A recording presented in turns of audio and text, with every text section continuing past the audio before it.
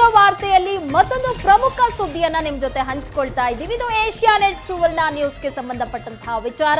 ಮಾಧ್ಯಮ ಜಗತ್ತಿನಲ್ಲಿ ಕ್ರಾಂತಿಕಾರಿ ಹೆಜ್ಜೆ ಇಡ್ತಿರುವಂತಹ ಏಷ್ಯಾನೆಟ್ ಸುವರ್ಣ ನೆಟ್ವರ್ಕ್ ಮತ್ತೊಂದು ಹೆಜ್ಜೆ ಇಟ್ಟಿದೆ.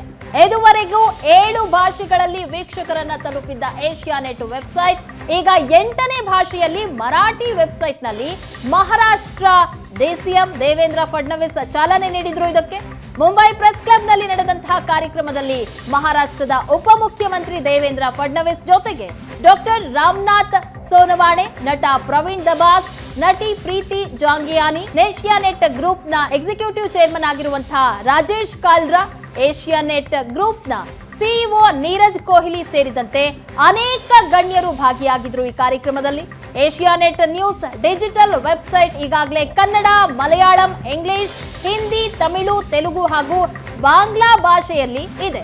ಇದೀಗ ಮರಾಠಿ ಭಾಷೆಯಲ್ಲೂ ವೆಬ್ಸೈಟ್ ಮೂಲಕ ಕಾರ್ಯವ್ಯಾಪ್ತಿಯನ್ನ ಹೆಚ್ಚಿಸಿಕೊಂಡಿದೆ.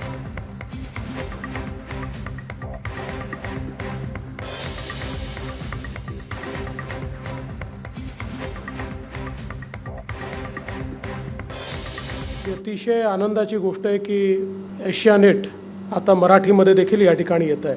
You have a presence in many languages and Asianet has been a great brand when we look at the media space.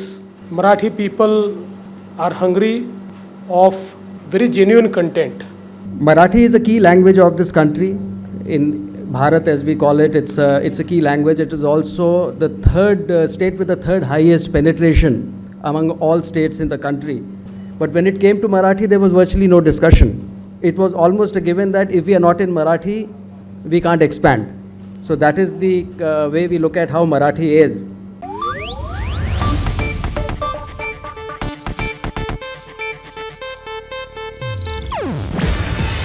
ಇದು ಏಷ್ಯಾನೆಟ್ ನ್ಯೂಸ್ ನೆಟ್ವರ್ಕ್ ಪ್ರಸ್ತುತಿ. ನೀವು ನೋಡ್ತಿದ್ದೀರಾ ಏಷ್ಯಾನೆಟ್ ಸುವರ್ಣ ನ್ಯೂಸ್.